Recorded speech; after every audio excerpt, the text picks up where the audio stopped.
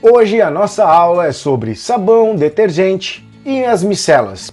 Eu vou te explicar o processo que está envolvido na limpeza de panelas engorduradas ou do teu cabelo sujo, encebado. De tabela eu vou resolver duas questões do Enem sobre esse assunto. Fica aí que eu vou te explicar.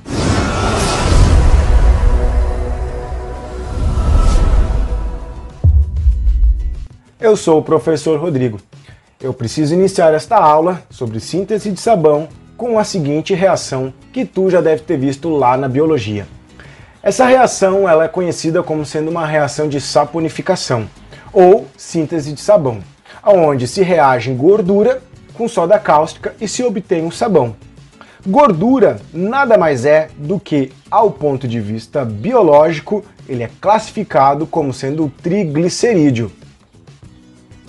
Mas, ao ponto de vista químico, esses triglicerídeos nada mais são do que triésteres. Se tu for analisar, são a função éster que nós temos ali nesses triglicerídeos. Agora, o que eu quero que você observe é o seguinte, olha essa imagem aqui de baixo. Esses triglicerídeos, esses ésteres que as células sintetizam, são provenientes da reação de um ácido graxo com o glicerol.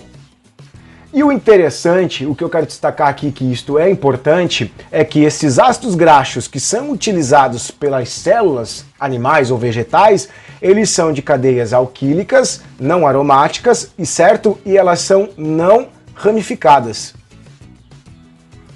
As cadeias são não ramificadas, ou seja, são cadeias lineares que apresentam átomos de carbono apenas primários e secundários. Então o que se faz? O sabão é obtido como? A partir da hidrólise desses ésteres em meio alcalino. Vou traduzir para você. Hidrólise é a quebra em meio alcalino porque nós estamos usando uma base. Então ocorre a ruptura, ocorre a quebra aqui, ó, e nós vamos obter esta molécula que é o sabão. E se você for analisar então, esse sabão nada mais é do que um sal derivado de um ácido graxo. Pois, se tu for lembrar, esse pedaço daqui, ó, ele veio lá do ácido graxo que a célula sintetizou o triglicerídeo. E o que é um ácido graxo pra gente, então? Ácido graxo é um ácido carboxílico que tem a seguinte estrutura genérica, só que aquele R é de cadeia elevada.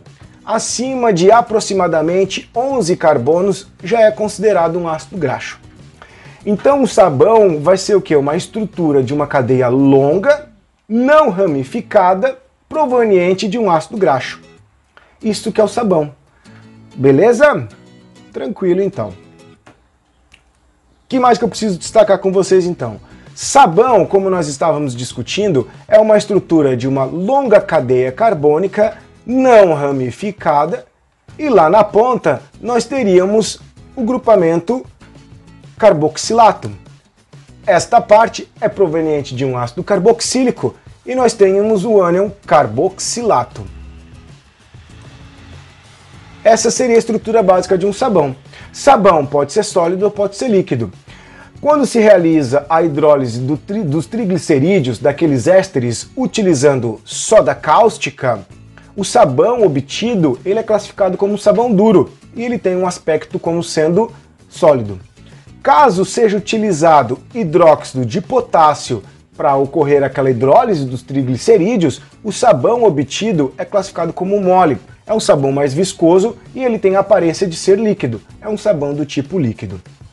Qual que é a grande diferença então entre o sabão e um detergente? O sabão, obviamente, nós vimos, ele tem origem de um ser vivo, de um animal ou de um vegetal. Afinal de contas, nós temos sabão de coco, e o sabão antigamente ele era feito da onde? Da banha de porco. Mas hoje a gente pode utilizar óleo de fritura, que é óleo de soja, óleo velho, e fazer esta hidrólise, reagir com soda cáustica e se obter sabão.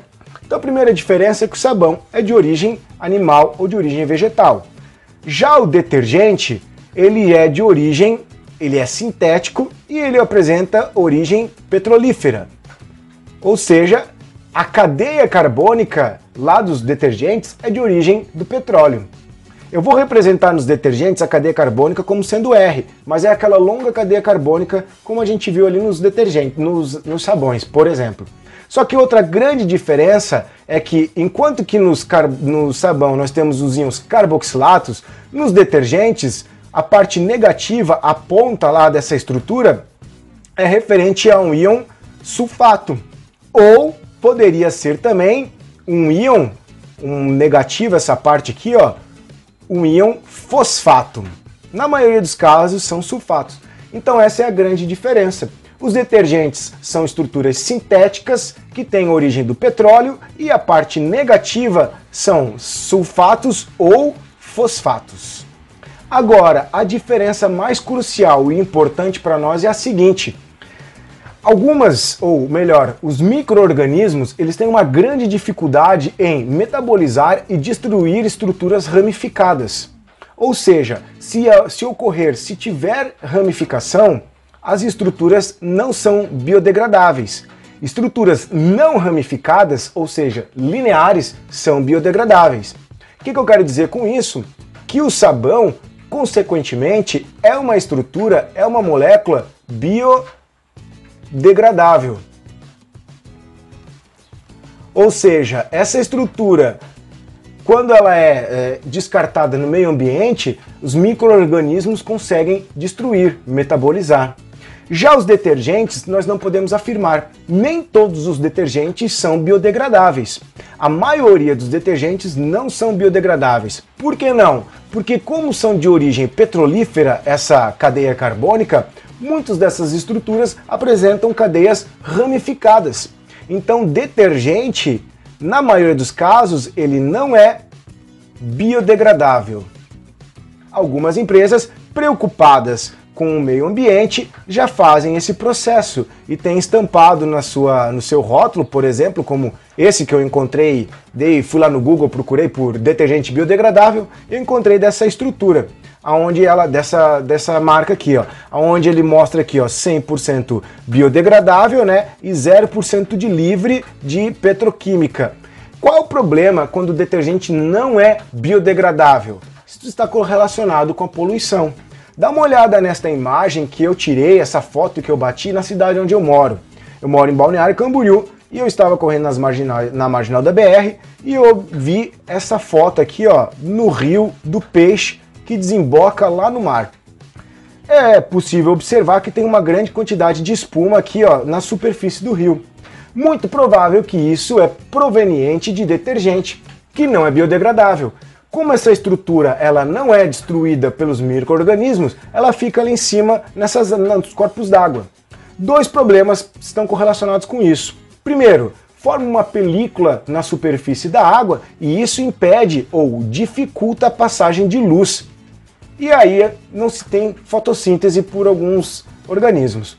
Segundo problema é que detergente ou sabão são classificados como tensoativos. Vou explicar no próximo slide. E os tensoativos, eles vão influenciar nas trocas gasosas. Influenciando nas trocas gasosas, nós vamos ter uma mudança na quantidade de oxigênio dissolvido na água. E aí nós vamos ter uma diferença na DBO e DQO, por exemplo. E isso está correlacionado com a poluição. Mas daria assunto para uma outra aula, que não é a de hoje. Então eu falei para vocês o seguinte: tanto o detergente como o sabão são classificados como tensoativos. Tensoativos e surfactantes são a mesma coisa. A ideia é que um tensoativo ele consegue quebrar a tensão superficial da água. E o que é tensão superficial da água? Lembra que uma molécula de água interage com outra molécula de água através de uma força muito intensa, que nós classificamos como sendo ligação de hidrogênio. E em um momento em que uma molécula de água interage com a outra, ela acaba formando uma espécie de rede, uma película na superfície da água. Porque, imagina, minha mão é uma molécula de água, aqui eu tenho outra molécula de água, elas estão muito forte, elas estão unidas muito forte, muito próximas. E outra molécula de água aqui, outra molécula de água ali. E como nessa imagem aqui de baixo, ó, é como se ela estivesse fazendo tipo uma rede na superfície da água. Talvez essa outra imagem fique melhor de ver. Aqui nós teríamos a superfície e aqui nós teríamos o interior da água. certo? Então ela acaba formando essa rede. E você já deve ter visto essa espécie, essa imagem aqui em algum lugar, ou na internet, ou até vivenciado, onde os mosquitos, algumas aranhas e alguns animais, eles percorrem, eles ficam por cima da água. Por quê? Justamente porque eles não conseguem romper esta tensão superficial. Essa parte aqui, ó, essa pata do mosquito que a gente vê aqui, ó, essa pata da aranha, é como se eles estivessem exatamente aqui, ó, e não conseguem romper esta força que a água faz entre a outra. Como se tivesse uma espécie de um lençol, e ele não arrebenta esse lençol. Uma imagem como essa, ó, onde é como se essa bolinha preta aqui, essa esfera preta aqui, fosse a pata. E essa parte aqui, ó, é como se a água estivesse unida. E ela não rompe, obviamente não afunda. Mas os surfactantes ou os tensoativos, eles têm a capacidade de diminuir essa tensão superficial. Como que eles atuam diminuindo a tensão superficial? Então, primeiramente, para explicar isso, eu vou retomar fazendo a imagem, a estrutura genérica de um sabão qualquer. Botando aqui o grupamento do carboxilato na ponta e vamos botar aqui o contraíon, o sódio. Por que o sódio? Porque eu quis. Podia ser potássio, por exemplo. Comumente nós desenhamos um surfactante da seguinte maneira. Não está muito legal meu desenho, mas a gente faz aqui algo que eu quero fazer como se fosse uma cauda e aqui na ponta uma cabeça. E inclusive nós chamamos esse pedaço aqui de cauda e nós chamamos esse pedaço aqui de cabeça.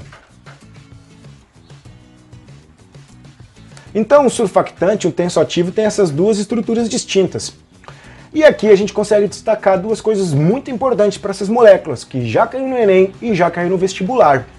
Aqui na ponta nós temos uma ligação do tipo iônica.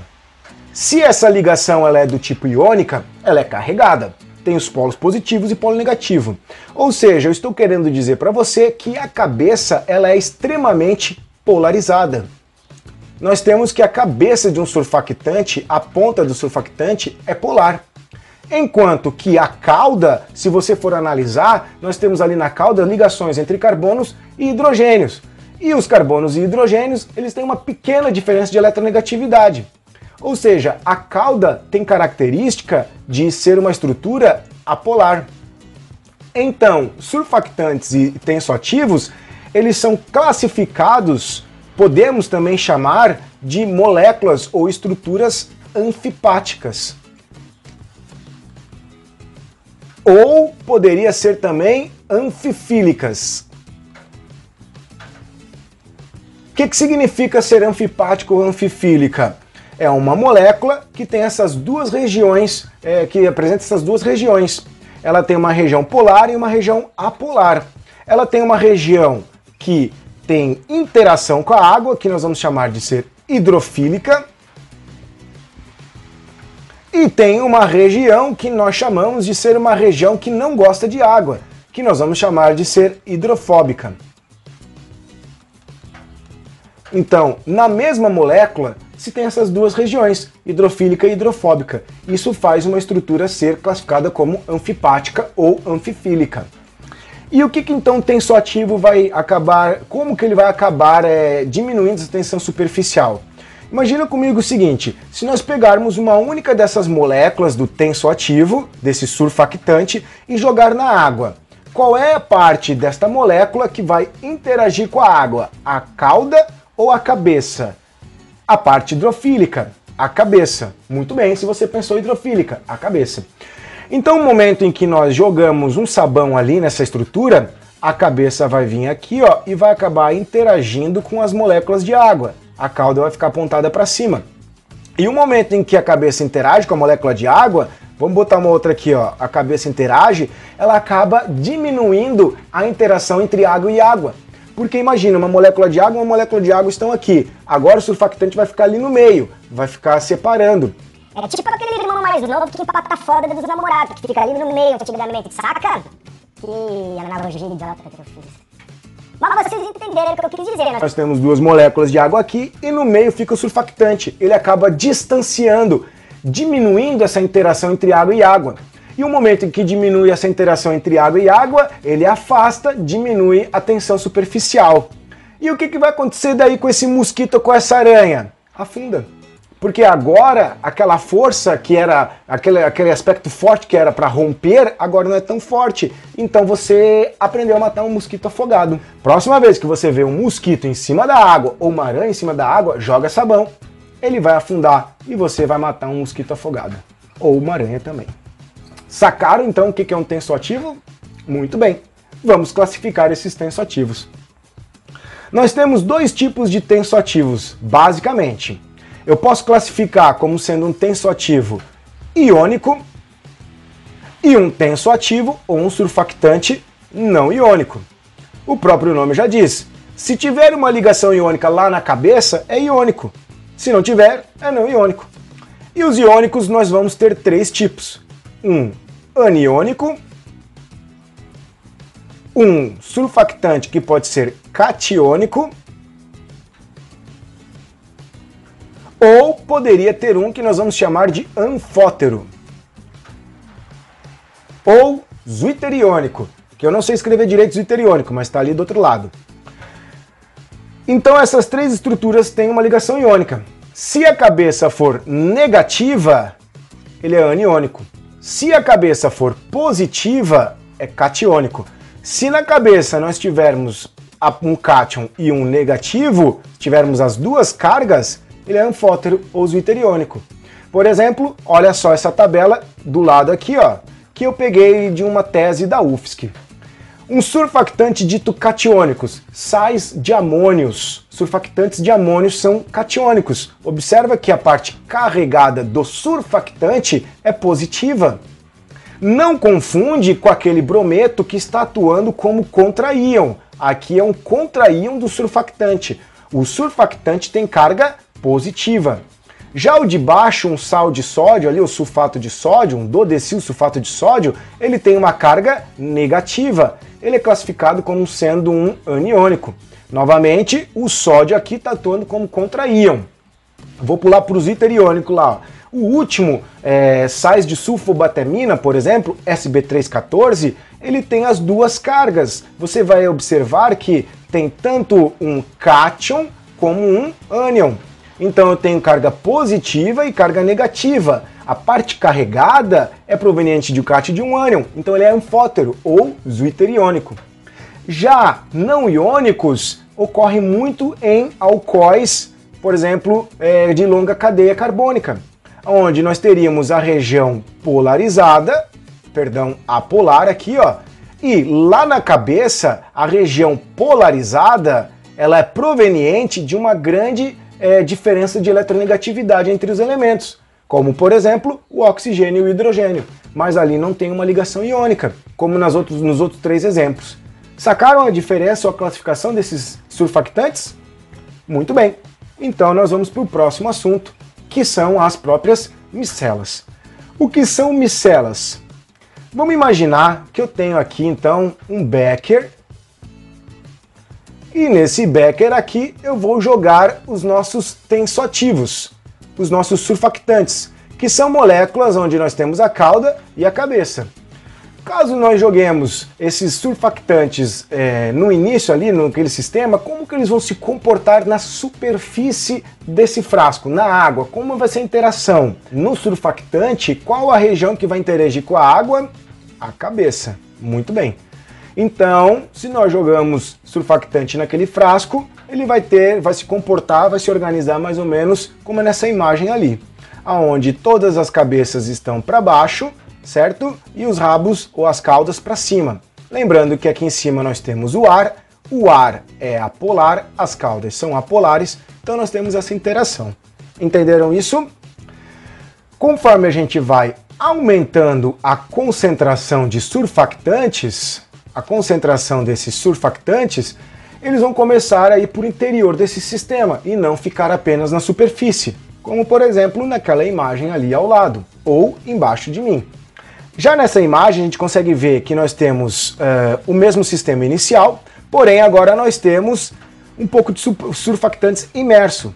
E nós temos que a cauda, por exemplo, tem aversão da água, já a cabeça não. O que vai acontecer agora com esses surfactantes que estão aqui no interior desse sistema, conforme a gente vai aumentando a quantidade? Entre os próprios surfactantes, vocês conseguem ver que a cauda vai interagir com outra cauda? Afinal de contas, as caudas são apolares, então elas vão interagir entre elas e elas vão querer ficar longe da água. E aí vamos começar a construção de uma micela. Nós vamos aumentando tanto a quantidade de surfactante nessa solução até o momento em que nós chamamos de chegar ao CMC, que é a concentração micelar crítica. Vai chegar o momento em que a quantidade de surfactante é tanta no sistema que ele vai se organizar na forma de uma esfera, como por exemplo nessa outra imagem e nesse gráfico que eu mostro para vocês. Aqui seria o estado inicial, o start do processo, como no sistema. Aí nós estamos aumentando a concentração até o momento em que chega na CMC e que aí eles vão acabar se organizando nesta forma esférica. Isso daqui é uma micela. Então a ideia é a seguinte, eles vão formar uma esfera com todas as caudas para o interior e as cabeças para o exterior. Uma micela não é perfeitamente esférica, ok? Isso é apenas para representar de forma didática para você. Isso é uma micela. Como que ocorre a formação dessa micela? Dá uma olhada nessa imagem aqui, nessa animação que eu baixei da internet. No estado inicial, joga-se os surfactantes na água e inicialmente nós temos o que nós havíamos visto, né? Todas as caudas apontadas para cima, interagindo com o ar, porque o ar é apolar e a cauda é apolar, e as cabeças ali na água interagindo com a água. Nós vamos agora agitar para fazer com que esses surfactantes vão para o interior do sistema e eles vão se organizar numa forma mais estável, numa reconfiguração nova, formando as micelas. Aquilo ali é uma micela. Agora a gente já começa a poder entender como que as micelas atuam limpando a sujeira, a gordura. Imagina comigo, nós temos um sistema agora onde ali ele é uma esfera, correto? É um sistema que tende a ser uma esfera e aqui dentro é apolar. Gordura, gurizada, gordura tem que característica? Gordura de ser polar ou ser apolar? Gordura é o que? Apolar. Então quem de uma micela ou de um surfactante vai interagir com a gordura? Que região? A cauda. Então o momento em que nós temos gordura e micelas, as caudas vão acabar interagindo com essa gordura e vão acabar encapsulando essa gordura no interior dessas micelas. É o que vamos mostrar ali nessa imagem. Está querendo mostrar ali como se fosse uma gotinha de óleo. E nós vamos ter agora que essa micela acaba englobando esse óleo. E aí nós acabamos tendo ele... E assim que é o processo de limpeza. Sacaram? A gente joga sabão na panela, esfrega, aí ele vai formar as micelas, encapsula a gordura e a gordura vai ralo abaixo depois quando a gente joga ou enxaga com a água. O mesmo processo ocorre no cabelo de você. Sacaram como é que ocorre a limpeza? Muito bem. Mas, uma pergunta para vocês. Nós vimos agora, presta atenção lá, surfactante novamente, cabeça polar, vamos lá, cabeça polar, cauda apolar. E nós vimos até agora a seguinte situação. Num solvente polarizado, como por exemplo a água, ela acaba formando isso daqui. A cauda tem a versão da água. Vamos supor que aqui está tudo imerso em água, correto? Ó. Então ele forma uma micela. Agora, a pergunta que eu vos faço é o seguinte. E caso eu não fosse colocar esse surfactante em água, se nós fôssemos colocar em um solvente apolar, se por exemplo nós fôssemos colocar isso daqui em óleo, como que iria se comportar? Responde aí pra mim. Bugou, foi? Como que ia acontecer agora? Quem que vai interagir com o óleo? A cauda. Quem que tem medo do óleo? A cabeça. Caso você tenha pensado numa micela ao contrário, muito bem, tá certo. Olha essa outra animação que eu encontrei. Aqui ele vai mostrar a formação de uma micela ao contrário. Supondo que fosse no óleo, agora nós teríamos o quê? Todas as cabeças apontadas para o interior e as caudas interagindo com óleo. E caso tivéssemos uma única gota no meio desse óleo todo, as cabeças iriam interagir e encapsular essa água. Como, por exemplo, nessa imagem que ele quer mostrar aqui embaixo, nesse vídeo aqui de baixo. Ó. Todas as caudas, observam que agora elas estão para fora. Isso é a formação de uma micela invertida ou uma micela reversa. Eu achei esse artigo da Langmuir e eu acho isso muito interessante, então a título de curiosidade eu trouxe para vocês. Eu expliquei que conforme a gente vai aumentando a concentração desses surfactantes, vai chegar no momento que nós temos uma CMC e aí forma uma micela. Então nós vamos aumentando a quantidade de surfactantes e os surfactantes evoluem para uma micela. Vamos aumentando a quantidade, vamos ter muitas micelas agora e depois de micelas, os surfactantes eles evoluem porque nós chamamos de vesículas. O que são vesículas? São estruturas muito parecidas com aquela camada de fosfolipídicos, bifosfolipídica, lá na biologia. Lembra que vocês aprenderam provavelmente que era uma bicamada que revestia a membrana? Agora imagine que essa bicamada ela fecha. É isso que nós temos como sendo uma vesícula. Olha só, é como se fosse uma cabeça aqui, ó, e a cauda, ó, cabeça e cauda. E a vesícula vai acabar formando, por exemplo, essa estrutura aqui. É muito parecido com uma bicamada fosfolipídica, só que ela cicliza, formando uma espécie de discos.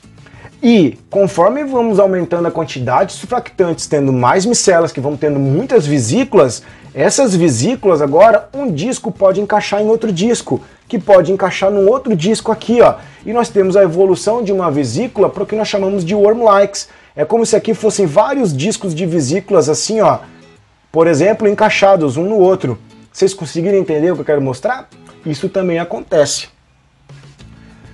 Entenderam então surfactantes, micelas e como que eles limpam? Beleza. Como que isso foi cobrado no Enem? Então olha lá. Os tensoativos são compostos capazes de interagir com substâncias polares e apolares, moléculas anfipáticas, lembra? A parte iônica dos tensoativos interagem com substâncias polares. Parte iônica é a cabeça. Aqui nós temos a parte iônica, que interage com a parte polar. E a parte lipofílica interagem com as apolares. Aqui nós temos a cauda, que é a parte lipofílica, que interage com a parte apolar. A estrutura orgânica de um tensoativo pode ser representada por, ali a estrutura. Ao adicionarmos um tensoativo sobre a água, suas moléculas formam um arranjo ordenado.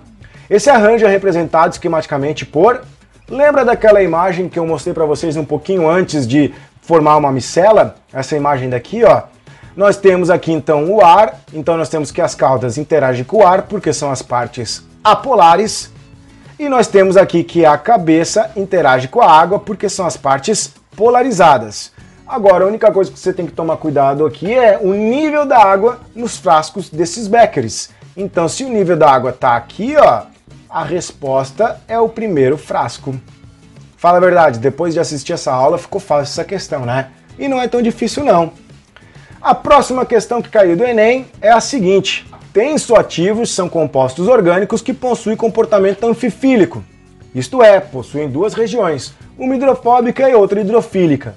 O principal tensoativo aniônico sintético surgiu na década de 1940 e teve grande aceitação no mercado de detergentes em razão do melhor desempenho comparado ao do sabão. No entanto, o uso desse produto provocou grandes problemas ambientais, dentre eles a resistência à degradação biológica, por causa dos diversos carbonos terciários na cadela. Aqui é cadeia, eu digitei errado.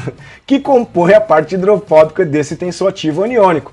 As ramificações na cadeia dificultam sua degradação, levando à persistência no meio ambiente por longos períodos. Isso levou a uma substituição na maioria dos países por tensoativos biodegradáveis, ou seja, com cadeias alquílicas lineares. Aí no final ele pergunta o seguinte: qual a forma estrutural do tensoativo persistente no ambiente? Ele quer o que é persistente. Se ele quer o que é persistente, primeira pergunta, ele quer o biodegradável ou o não biodegradável? Ele quer o quê? O que não é biodegradável. Perfeito. Quais são as condições que ele nos disse do surfactante que ele quer? Se não é biodegradável, o que ele tem que ser? Ramificado. Aonde é que ele deixa isso claro? Quando ele fala aqui, ó, os diversos carbonos terciários, e ali eu digitei errado, lembra? Qual é a outra condição do surfactante que ele quer? Ele quer que o surfactante seja o quê? Aniônico. Ou seja, ele quer que a cabeça seja negativa. Já podemos descartar esses três daqui, ó. Aonde aqui nós temos um surfactante não iônico, aqui nós temos um surfactante catiônico e aqui nós também temos um surfactante catiônico. Embora seja uma cadeia linear, ele quer o aniônico. Sobram para nós, como o aniônico, esses dois.